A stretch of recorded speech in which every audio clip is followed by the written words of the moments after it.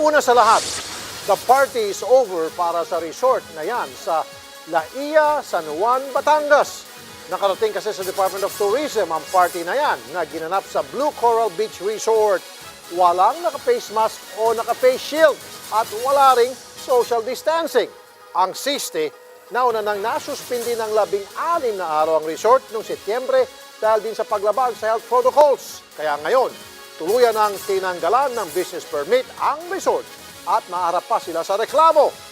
Muli namang nagpaalala si Tourism Secretary Bernadette Romulo Puyat sa publiko at sa mga tourism establishments na sundin ang health protocols kontra COVID-19.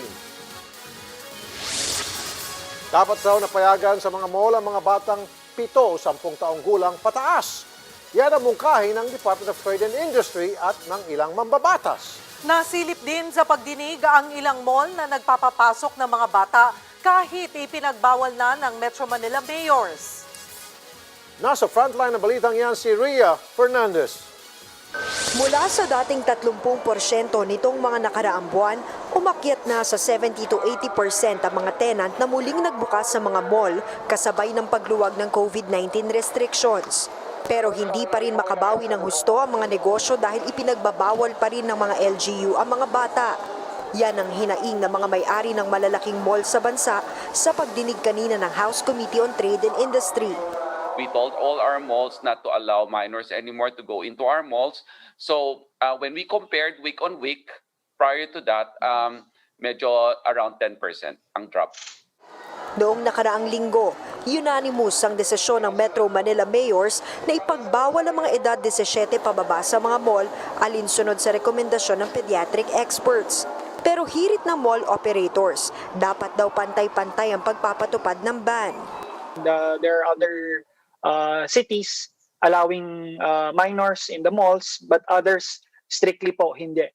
Si DTI Secretary Mon Lopez, naiintindihan naman daw ang health and safety concerns ng Department of Health. Pero sa halip na total ban sa mga bata, magkaroon na lang daw ng age segmentation rule. Ibig sabihin, may age group na papapasukin sa mga mall. Sila yung may discipline na wearing mask, hindi sila tumatakbo, kumakalat, humahawak sa lahat ng bagay. They are the disciplined children. In other words, yung age na yon, maybe that is 7 years old pataas or 10 years old pataas. Malaking tulong daw ito na makarecover ang ekonomiya. Saron Garin at iba pang kongresista, hindi raw makita ang dahilan ng pagbabawal sa ilang age segment sa mga mall. I don't know if there's a difference between a 12-year-old, an 18-year-old, and a 30-year-old going out. There should be some scientific basis to that. Just because they can't vote yet, then they cannot get out. So I just don't understand. Pero ang DOH, nanindigang bawal pa rin dapat sa mall ang mga bata. So ito pong 18 years old and below, mga bata po ang classification sa aming medical world and medical classifications, and they are part of that vulnerable sector that we consider also. As to the science on why we are restricting them going out and restricting their mobility, it's because they're part of the vulnerable sector. As we have said, the elderlies, the children, also the pregnant women. Nagbabalita mula sa Frontline, Rhea Fernandez, News 5. Narito na ang iba pang malalaking balita sa Frontline. Mga sensor nakalimutan daw patayin sa ilang toll booth. Kaya may mga motoristang nababawasan pa rin ng load sa NLEX sa Valenzuela. Kaya si Mayor Gatchalian na bad trip at di tinuloy ang meeting sa NLEX. Mga bus na wala ng social distancing ang mga pasahero tinikitan. Mga commuter at konduktor na walang face shield, sinita. TV show sa UK may pa-shoutout sa Pinay nurse na nagbigay ng kauna-unahang bakuna kontra COVID-19. Pamasko ng Meralco, mababang singil sa kuryente ngayong Disyembre. Reklamo ang ating inaksyonan. Bar sa Quezon City na araw-araw walang tigil kung magpa-party. Hindi ba bawal yan? At mga parlor games at iba pang masayang gimmick para sa virtual Christmas party, bibigyan namin kayo ng tips kung paano gawin yan.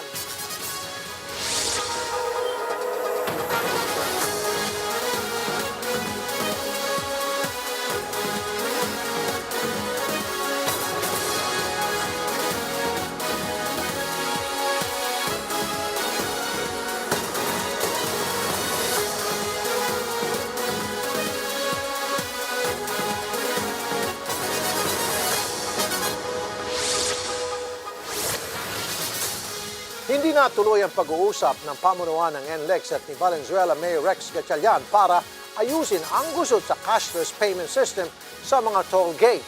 Para bigyan tayo ng update, nagbabalita live sa Mindanao Toll Plaza si Gerard de la Peña. Gerard, anyari? Ba't di natuloy ang meeting? Rafi, alam mo, nainis si Mayor Gatchalian nang may mga nakarating sa kanyang report na may mga motoristang nababawasan pa rin ang load sa kanilang RFID kapag dumadaan dito kahit nakataas na yung mga barrier. At ang isa pa ikinainis niya ay yung posibilidad raw na mag-request ng TRO ang NLEX. Sumilip sa Mindanao Avenue Toll Plaza ng NLEX ang isang auditing team mula sa lokal na pamahalaan ng Valenzuela kanina. May nakarating daw kasing report sa kanila na nababawasan ang RFID load ng ilang motorista kahit na nakataas ang barrier ng mga toll gate. Bigo makapag-inspeksyon ng team pero paliwanag ng NLEX, nakakaligtaan lang patayin ng sensor sa ilang gate at agad daw na magbibigay ng refund sa mga naapektuhan nito. Ang insidenteng yan at ang isang panayam kung saan sinabi umano ng NLEX na sana'y hindi humantong sa pagsasampa ng temporary restraining order ang sitwasyon. Ang naging dahilan kung bakit mismong si Mayor Gatchalian na ang umatras sa dapat sana ay meeting nila ng NLEX bukas. Kung mag-uusap rin naman pala kami sa korte, bakit pa tayo magda-dialogue? So the ball is back in their court. They want to bring us to court, go ahead, we welcome it. Sabi ko na pag hindi kayo good faith na makipag-usap, na nananakot kayo, hindi rin kami makikipag-usap. Pati ang Caloocan LGU, ipinatawag na rin ng mga opisyal ng NLEX dahil damay din ang lugar nila sa traffic sa Valenzuela Toll Gate. In-invite ko ang officials ng NLEX upang sa ganun ay bigyan kami ng paliwanag at bigyan kami ng konkretong ang araw kung kailan nila maayos ang nasabing problema. Nagpahayag din ng suporta si Quezon City Mayor Joy Belmonte sa Valenzuela. Maging ang QC raw ay nakaranas din ng matinding traffic dahil sa implementasyon ng cashless payment. Hindi pa nagkokomento dito ang NLEX. Pero sa programang The Chiefs, sinabi ng NLEX na malaki ang may tutulong kung may extend ang full implementation ng cashless payment sa mga expressway. Well, it will help, no? To be honest about it, it will help because as I said, this is a joint, partnership between us and the customers. So it will give more time for us to transition. Dumistansya naman ng Toll Regulatory Board sa problemang kinakaharap ng NLEX at nagbanta pa na pwedeng pagmultahin ng kumpanya kung hindi nito maayos ang sistema.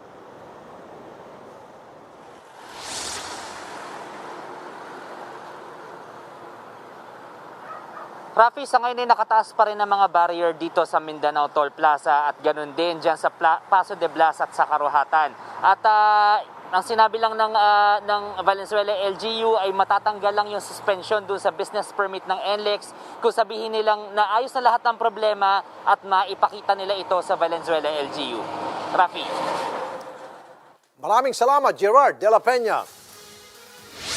May mga hinuli kaninang bus na sobra-sobra ang sakay kaya wala ng social distancing sa mga pasahero. Sinita rin na ang mga driver at konduktor na walang face shield. Nasa frontline ng balitang yan, si Justin Punsalang.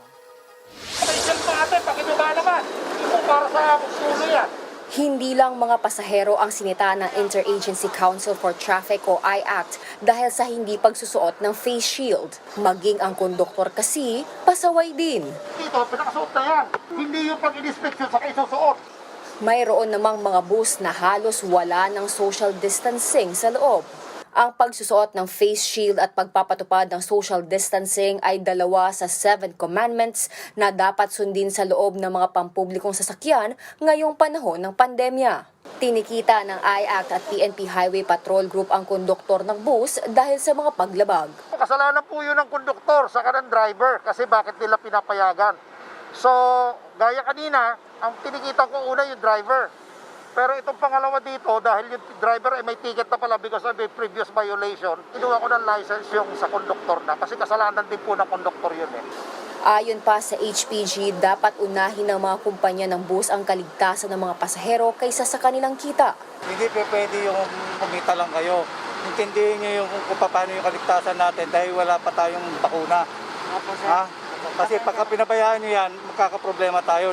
Sa kabuuan ng operasyon ng IACT kanina, 15 mga bus ang nabigyan ng ticket dahil sa paglabag sa safety protocols. Samantala, 7 van na nagsisilbing shuttle service ang inimpound ng IACT at LTFRB dahil sa kawalan ng contract of lease.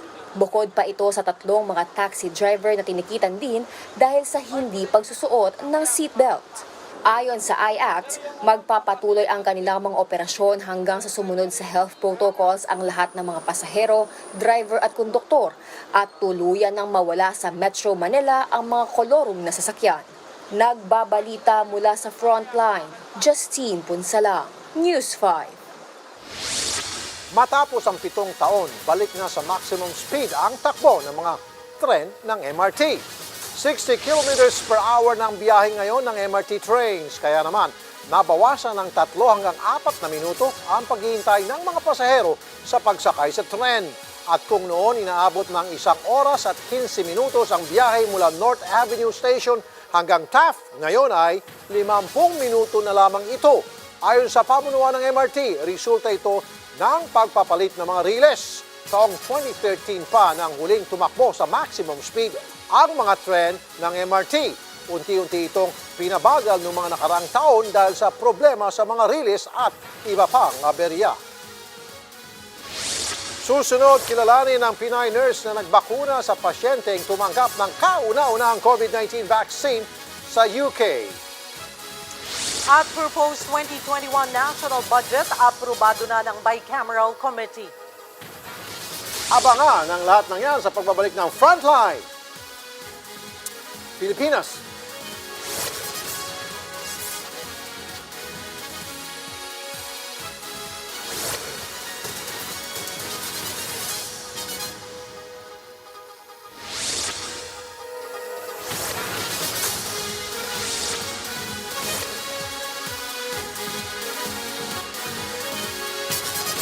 Alam mo, sa totoo lang, I would be the last person to deprive you of your freedom to move around. But it is important that you should understand that what we are trying to protect, who are the people that we are trying to shield, it is the contamination from you. Sa iyo na nanggagaling kung nahawa ka, na ipasa mo sa iba. Never mind about yung iyo kung gusto mo. But the problem is, kagaya ng asymptomatic, meron ka, nandyan yung nag-hibernate yung microbe, and yet you do not feel anything because you are asymptomatic. And hindi mo alam, you pass it around because you don't feel anything. You go around giving it to other people. Alam mo, ang importante pala, sa totoo lang, and I realize now, it's the testing. Yung swabbing, pati yung test.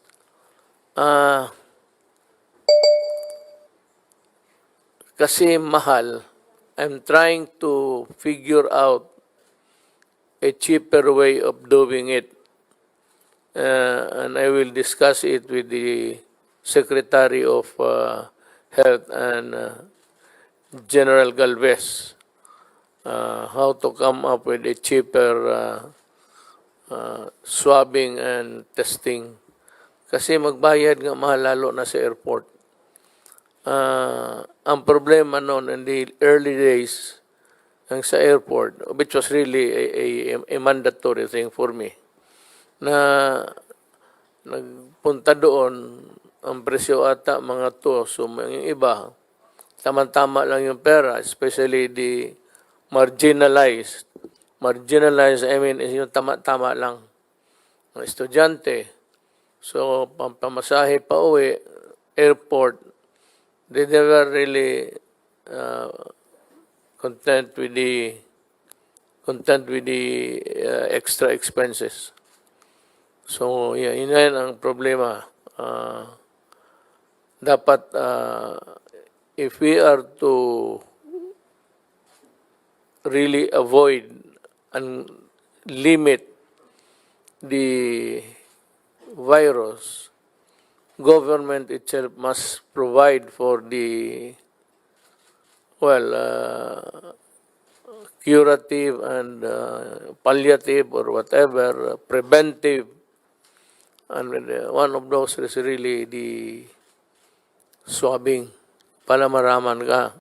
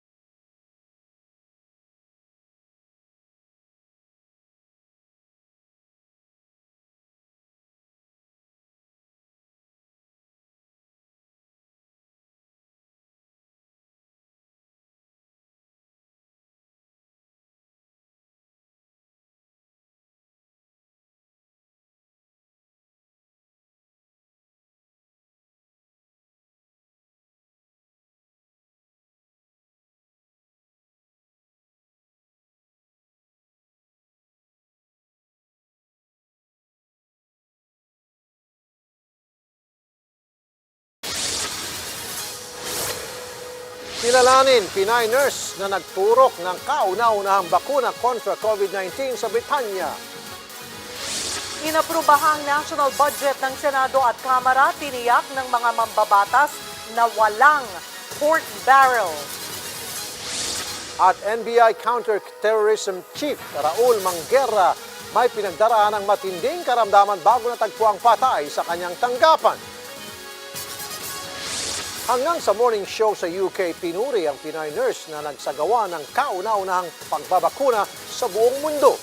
May pa-shoutout pa ang isang host nila para sa buong Pilipinas. Nasa frontline ng balitang yan si Maricel Halili. They'll be going crazy in the Philippines about the fact it's a Filipino nurse who has actually administered the first COVID-19 vaccine jab. It's also a huge moment for the Philippines. You send so many fantastic people here to work in our health system. Hanggang sa programang Good Morning Britain sa UK, aabot-abot ang papuri at pagkilala sa Pinay nurse na si May Parsons. Siya lang naman ang nagsagawa ng kauna-unahang pagbabakuna kontra COVID-19 sa mundo. Labis naman ang tuwa ni May sa pagkakataong maging bahagi ng kasaysayan na posibleng maging simula ng pagwawakas sa pandemya. I think it's a historical event for Filipinos all across the globe, for making sure that we are proud of what we've achieved and what we kind of contribute to everyone, really, and the care that we give. So yeah, I'm very proud to be saying to everyone that I'm a Filipino British today making history. Ang 90 anyos na si Margaret Keenan ang siyang tumanggap ng unang vaccine gawa ng Pfizer at BioNTech. Umaasa siyang maeengganyo niya ang mas maraming tao na magpabakuna para tuluyan ang matapos ang pandemya. Nauna nang ibinida ng Pfizer at BioNTech na nasa 95% ang effectiveness na dinevelop nilang vaccine. At ang proteksyon laban sa COVID-19, nagmistulang maagang regalo kay Margaret na magdiriwang ng kaarawan sa susunod na linggo. I'm happy it's happened, and now I've done it, and hopefully it'll help other people come along and do as I did, you know, try and do the best to get rid of this terrible thing. You have consented to this. Bago pa man ang araw ng vaccination, aminado si May na marami pa rin ang mga anti-vaxxers o yung mga tutol sa pagbabakuna. Kaya ang kailangan lang daw ay maipaliwanag ng maayos sa publiko ang kahalagahan nito. And I think we just have to be open and honest about what it is about and what it's going to have in terms of risk assessing a particular person in terms of actually having it. So it's all about making sure that whoever is going to have the vaccine is going to be safe. And obviously that, as nurses, that is a priority for us. Kasama rin sa mga binakunahan ni May ay ang 80 anyos na pensioner, nakapangalan pa ng English playwright na si William Shakespeare. Kaya ang Twitter agad na puno ng mga hirit na inspired sa mga sikat na literature ni Shakespeare. Gaya ng tweet na ito na humirit ng Two Gentlemen of Corona mula sa comedy na Two Gentlemen of Verona. Sabi naman ng isang ito, nagsimula na ang The Taming of the Flu na hango sa The Taming of the Shrew na sinulat din ni Shakespeare. At mula naman sa Hamlet, kung si Margaret Keenan daw ang patient 1A, si Shakespeare daw pa ang patient to be or not to be.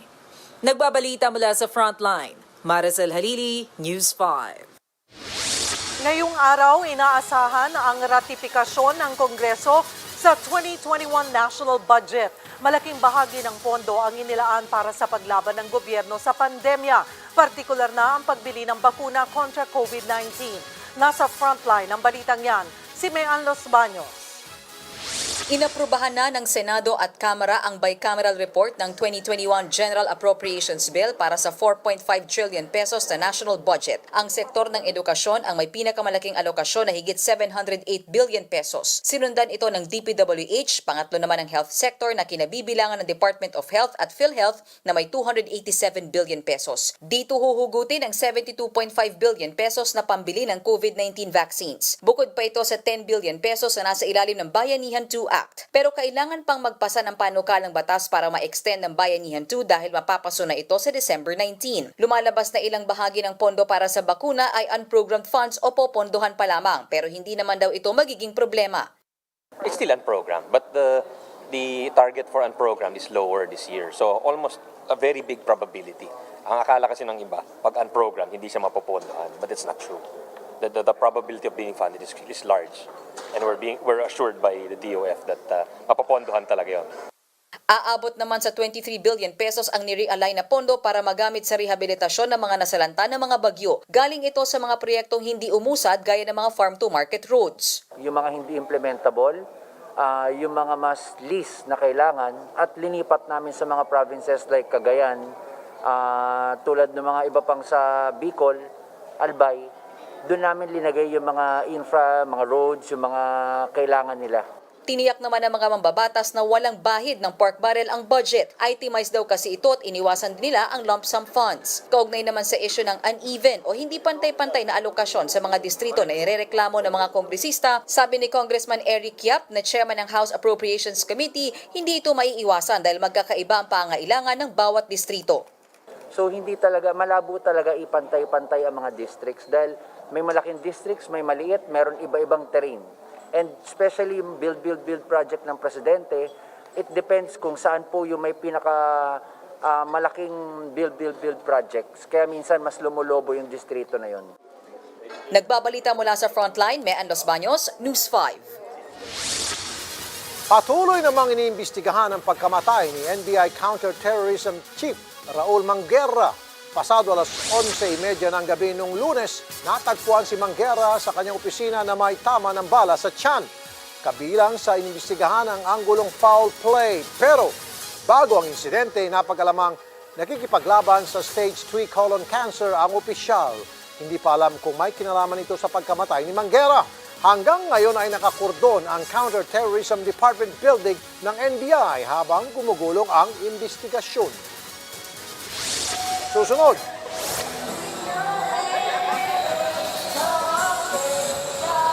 Videoke bar na deadma sa pandemya, binibisita naman daw ng mga lespo. Pero bakit tuloy pa rin ang operasyon? Yan ang ating inaksyonan. At isang grupo arestado sa pagbebenta ng mga gamot pang-dialysis. na nakuha lang nila ng libre. Yan at iba pa sa pagbabalik ng Frontline. Pilipinas.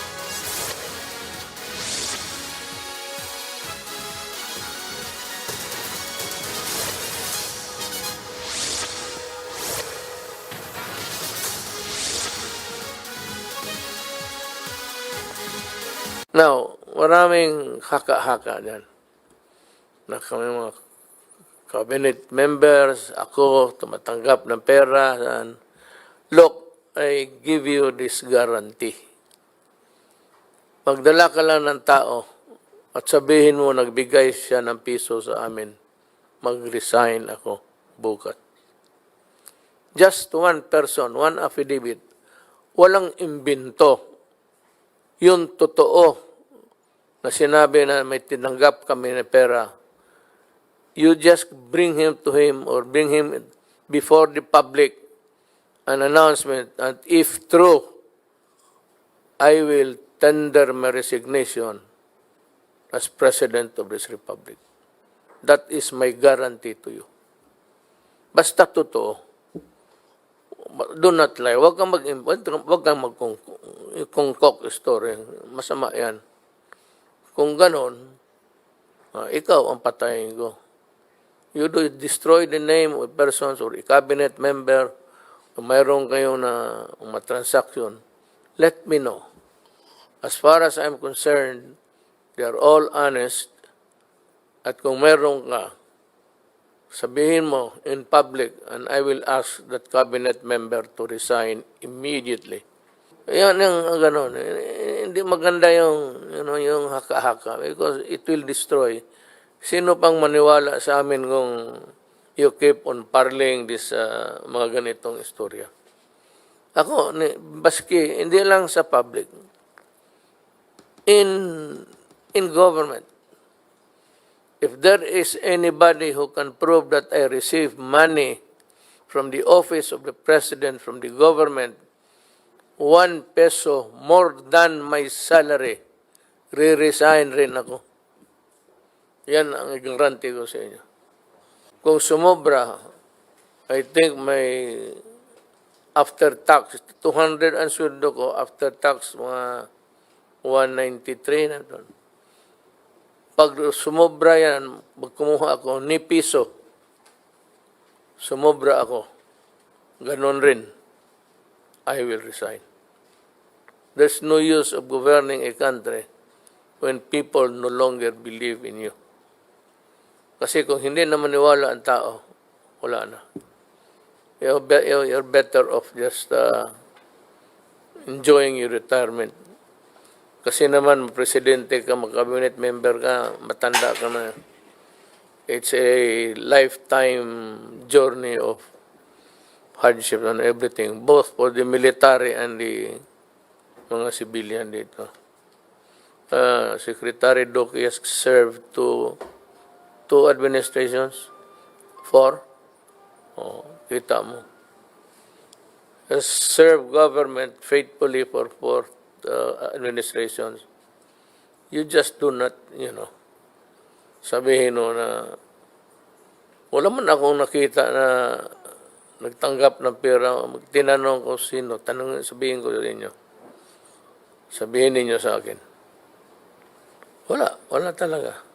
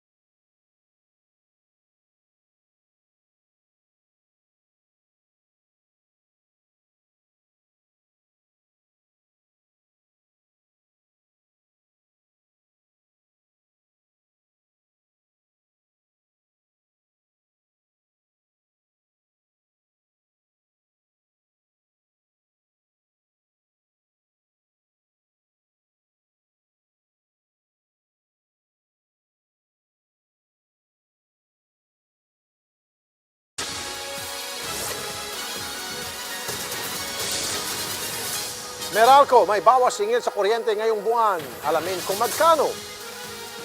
May binibentang gamot sa labas ng National Kidney and Transplant Institute, bistadong galing pala sa mga donasyon. At reklamo ang ating inaksyonan. Para sa Quezon City na may pandemya man o wala, nambubulabog ng mga kabarangay. Okay pa sa inyo, napapasalan natin na lang? Okay. May pamasko pong bawas singil sa kuryente ang Meralco. Mahigit 3 sentimos ang rollback kada kilowatt hour. Ibig sabihin, ang bahay na kumukonsumo ng 200 kilowatt hours kada buwan ay mababawasan ng 7 pesos sa kanilang Meralco bill ngayong Disyembre. 11 pesos naman ang bawas sa mga may consumption na 300 kilowatt hours. 14 pesos sa 400 kilowatt hours at 18 pesos sa 500 kilowatt hours. Ang singil ngayong Disyembre ang pangalawang pinakamababang power rate mula pa noong November or September 2017 ayon sa Meralco. Isa sa mga dahilan ng pagbaba ng power rate ngayong buwan ay ang mas mababang generation charge ng power plants dahil sa pagbaba ng demand bunsod ng sunod-sunod na bagyo noong Nobyembre. May nabistong modus ang NBI sa labas lang ng National Kidney and Transplant Institute sa Quezon City. Ito yung mga iligal na nagbebenta ng gamot pang-dialysis na libre lang ibinibigay ng mga politiko para sa mga nangangailangan. Nasa frontline ng balitang yan, si Marlene Alcaide. Walang tatakbo! Walang tatakbo! Walang tatakbo! Isa-isang pinagdadampot ng mga tauhan ng NBI ang 7 babaeng ito sa tapat ng National Kidney and Transplant Institute sa Quezon City. Na-recover sa kanila ang mga bote at kahong-kahong mga gamot pang-dialysis na ibinebenta nila sa tapat ng NKTI. Ang gamot na Epotin Alpha, mahigit 500 piso raw ang presyuhan sa pharmacy. Ibinebenta lang daw nila doon sa halagang 370 hanggang 400 pesos. Pero ang mga gamot na ito, libre lang na ibinibigay sa mga indigent o yung mga lubos na nangangailangan sa pamamagitan ng guarantee letter. Pero imbes na mapakinabangan ng iba, napagkakaitan pa ng ilang grupo. Kung itong mga tao na to, dahil masipag umikot sa mga ating mga congressmen, nakakakuha sila ng ganitong karaming gamot. So, ibig sabihin, the more na makakuha sila, the lesser chance ng mga may sakit na mga indigents na maka-avail ng libre. So, nangyayari, kinukuha ng grupo na to, ibinebenta ngayon na sana sa mga patient na hindi na dapat magbabayad. Ito na ang pangalawang beses na nakabili ng gamot sa kanila ang NBI. Una sila nakapagsagawa ng test buy noong nakaraang linggo bago ang pinakahuling buy-bust operation. Aminado naman ang mga nahuli na hindi sila otorisadong magbenta ng mga gamot. Ang ginagawa po namin is binibili po namin ng murang halaga. Pagkatapos po yung mga wala pong mga gamot na pasyente is binibigay din namin sa murang halaga kesa sa pharmacy price. Nagawa na po namin yan din doon sa lockdown po nga wala po kaming maanuhan na trabaho po. Lang po na bigyan na po sana kami ng isang pagkakataon lang po, ma'am. Pero itinanggi nilang sila ang gumagawa ng guarantee letter para makahingi sa mga politiko. Isa sa ilalim na sila sa inquest proceedings at mahaharap sa kasong paglabag sa FDA Act of 2009 at Philippine Pharmacy Act o hindi otorisadong pagbibenta ng prescription drugs. Nagbabalita mula sa Frontline, Marlene Alcaide, News 5.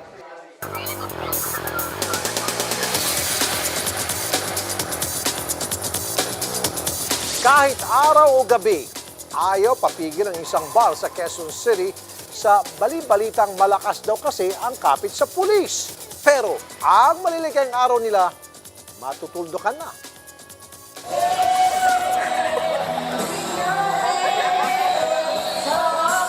Kuha ang tagpong ito sa Boss 15 Bar sa Barangay Pinyahan sa Quezon City.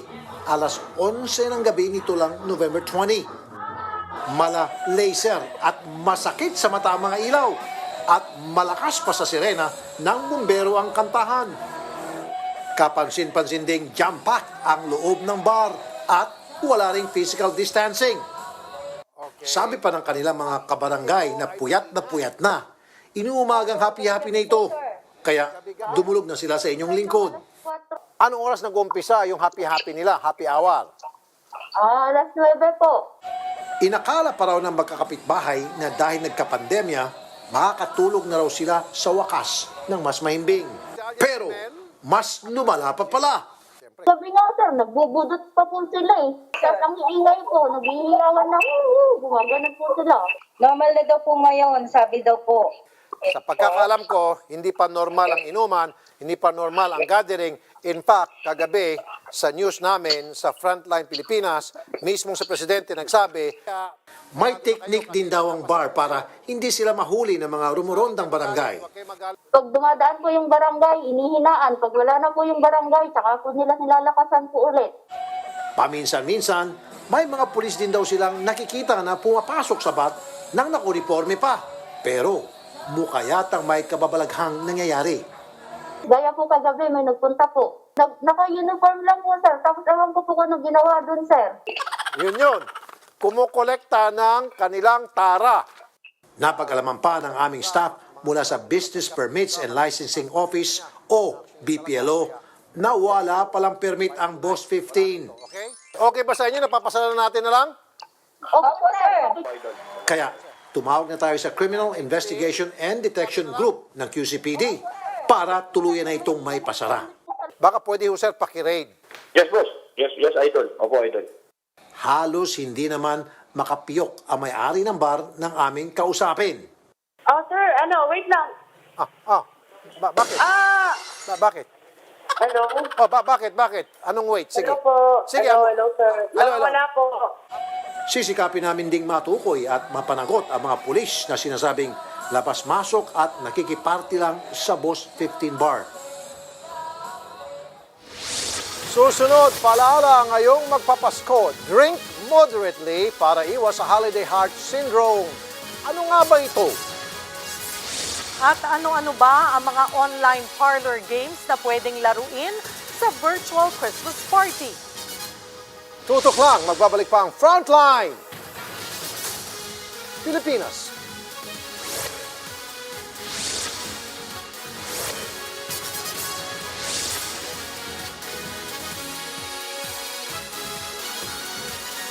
There will be no ceasefire ever again under my term ko pagka-presidente. For all intents and purposes, yung ceasefire is dead. Wala na yun. Matagal na yun. Nung umalis ako, when I walk away from the talks, because we cannot understand each other, maybe we were talking on different dialects. I don't know where. But I just simply cannot understand the way it was being carried by the other side, by being played. What was evolving before me was something which is not acceptable to the Republic of the Philippines. Lalo na yung coalition government. You are... No president, no stupid president will allow it. He will get impeached. He will get impeached by... You are not supposed to share that power. Ako, may sinumpaan ako. And those powers given to me under the law are only to be exercised unless they are capable of being delegated. I cannot compromise anything in this government. It's either I will be impeached or the military and the police will shoot me. Mamili lang ako sa dalawa dyan.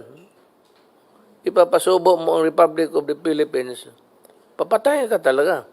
Because you are a traitor of your country. And if I give you a power to share in a power sharing, that's a very, very serious thing. You can get assassinated for it. Hindi na maghintay because sinisira mo yung Republika ng Pilipinas. Simple as that. So for all intents and purposes, I would say the ceasefire is dead.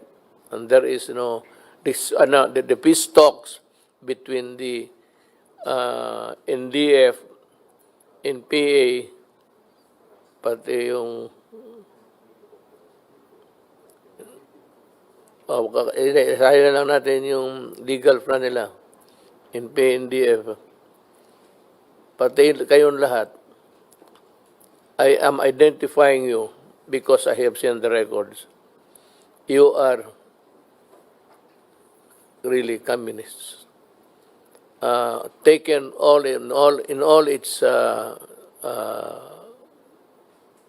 narratives, whatever, the Jasik, you're out to share power.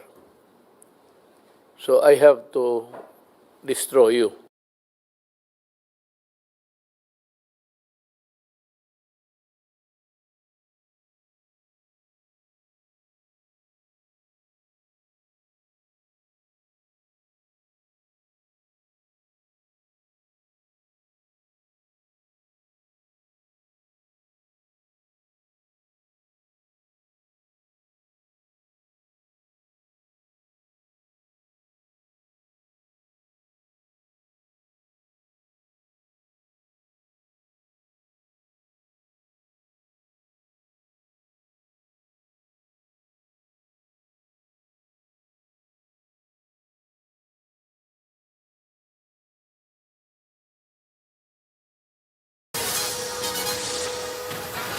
Mga doktor nagbabala sa tinatawag na holiday heart syndrome.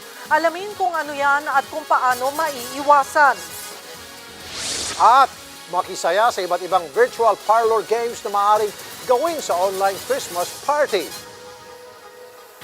Mga kapatid, sabi nga sa mga commercial ng alak, drink moderately. At ngayong Kapaskuhan na may kasabay pang pandemya, may payo ang mga doktor kung hanggang ilang bote lang dapat ang inumin para makaiwas sa holiday heart syndrome. Nasa frontline ng balitang yan, si Greg Gregorio. Pinaghahandaan na ng mag-asawang sina Wenz at RB ang magiging selebrasyon nila ngayong darating na Pasko. Ngayon lang kasi na taon na may Christmas break ang asawang Coast Guard personnel. Hindi naman tayo mag-invite kasi bawal mag-invite. Tayo-tayo lang muna. Mula sa iyahandang pagkain para sa mga kapamilya at sa iinuming alak. So, ilan? 2 bottles. Talaga, seryoso ka dyan. Pero sa kabila ng paghahanda, alam din daw nilang hindi sila pwedeng magpabaya sa pagkain at pag-inom. Lalo't may history ng diabetes at hypertension sa kanilang pamilya. Hindi naman mawawala yan, syempre, di ba? Pero konti lang din naman siguro, mga ilang bote lang or sakto lang namin na maka-chill lang, mga ganyan, makapag-banding. Paalala pa ng Philippine Heart Association, kinakailangan mag-ingat ang lahat laban sa labis na pag-inom ng alak ngayong holiday season. Posible kasi itong humantong sa holiday heart syndrome o yung pagkakaroon ng pagbabago sa cardiac rhythm ng puso na minsan daw ay umahantong sa atake sa puso at stroke. Sa pandemic na to, na-regulate po ang mga large group gatherings, pero alam naman po natin na ang mga Pilipino ay talaga pong nakakagawa ng paraan po na makapagsama-sama pa rin ang pamilya. Talagang nandyan pa rin ang sinasabi nating risk na magkaroon pa rin ng stroke or heart attack during the holiday season because nga sa mga pagkain pa rin na inahanda natin o sa mga pinagsasalo-saluhan natin. Binge drinking o higit sa 5 bote ng alak na pag-inom ang nagiging dahilan daw nito. At ang isang may holiday heart syndrome, posibleng makaranas ng pagbigat ng dibdib at hirap sa paghinga. Abiso nila, hinay-hinay sa pag-inom. Dapat di lalagpas sa 5 bote ng beer sa isang araw o hanggat maaari, 2 bote lang ng beer, 2 shot ng hard drink o kaya 1 baso lang ng wine kada araw. At ngayong pandemya, nagbabala pa ang mga eksperto na delikado kung ang magkakaroon ng holiday heart syndrome ay masabayan pa ng COVID-19 infection. As we all know, hindi naman ang pagkakaroon ng high blood, hindi naman po yung pagkakaroon ng diabetes talaga na ikaw ay vulnerable. But once na nagkaroon ka ng COVID infection at meron kang kasamang comorbidities na to, doon po mas pangit ang nagiging course ng iyong pagkakaroon ng COVID or yung possibility of recovery. Nagbabalita mula sa Frontline, Greg Gregorio, News 5. Dahil sa banta ng COVID-19, virtual o online muna ang mga Christmas party at iba pang social gatherings ngayong holiday season. Pero may paraan naman daw para matyak na enjoy pa rin ang virtual celebration. Nasa frontline ng balitang yan si Marlene Alcaide. Noon, pagtungtong pa lang ng Disyembre, lagari na ang marami sa kaliwat kanang Christmas party. Pero ang bagong gawin ngayon dahil sa pandemya, online o virtual muna. Yan ang kinakarir ngayon ng event planner na si Foy Malones. Likas sa mga Pilipino ang talagang mahilig mag-celebrate. And if we say celebration, hindi natin gusto yung maliit na celebration. But we wanted everybody to be part of that big celebration. Payo ni Foy, mainam kung mayroong e-vite electronic invitation. Dito ilalagay ang date, oras, pati na rin ang link at password. Ang mga a-attend, dapat maghanap ng perfect spot sa bahay kung saan maganda ang ilaw. Pwedeng maglagay ng backdrop o gumamit ng virtual background. Sa mismong party, syempre, hindi dapat mawala ang paraffol. Kung walang totoong ruleta, may mga app na para rito. Paano naman ang palaro? Isa sa virtual game ideas ang What's in a Box. Hindi mo siya basta-basta bibitawan. Cellphone? Cellphone? Wow! Guess the jumbled words. Bingka! Bingka! Bingka! What is that? At ang walang kamatayang Bring Me. Bring me a star. Star! Oh my God. Star! Oh, Tita Jo! Congratulations! Pwedeng ipa-deliver na lang ang premyo o kaya i-transfer sa e-wallet.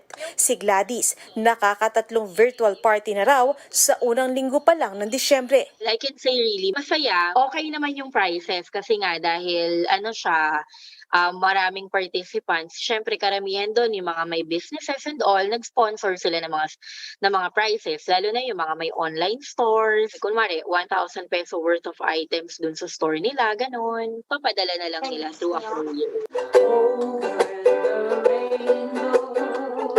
Ang pandemya hindi dapat maging hadlang para maging masaya. Dahil sa kabila ng lahat ng pagsubok, tuloy pa rin ang Pasko. Nagbabalita mula sa Frontline, Marlene Alcaide, News 5. Susunod, gusto nyo ba makatanggap ng ganyang regalo ngayong Pasko? Aba, alamin muna natin kung magkano. Tutok lang mga kapatid, magbabalik pa ang Frontline Pilipinas.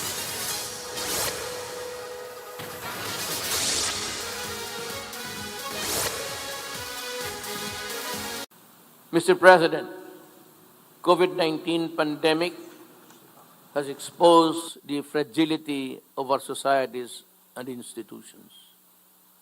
Our immediate responses were necessary, yet have driven our societies apart. When everyone needs the same limited resources, the compulsion to resort to a zero-sum approach is amplified. Yet this pandemic demands the opposite response, enhanced cooperation. Our first priority is to strengthen the capacity of health systems. Without a cure and a vaccine, we can only delay the spread of the disease while we reopen our economies. Life-saving services and products must be made accessible to the most vulnerable, the most to the least. The Philippines reiterates the call for universal access for safe and effective COVID-19 vaccines and technologies.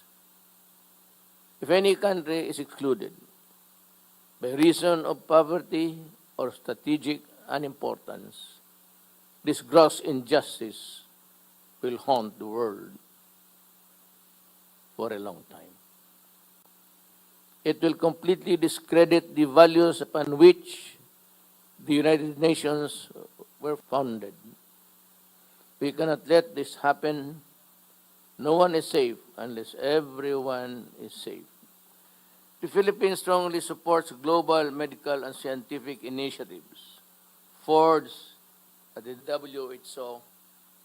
This includes the ACT Accelerator, the COVAX facility, and the CTAP. Together with our brothers in ASEAN and the non-aligned movement, the Philippines supports a global health agenda with adequate resourcing and policy space for WHO. The Philippines will do its part. We will contribute to the pooling of global resources and help other countries without preconditions. Our collective initiatives in the UN and other multilateral frameworks are our best chance to defeat COVID-19.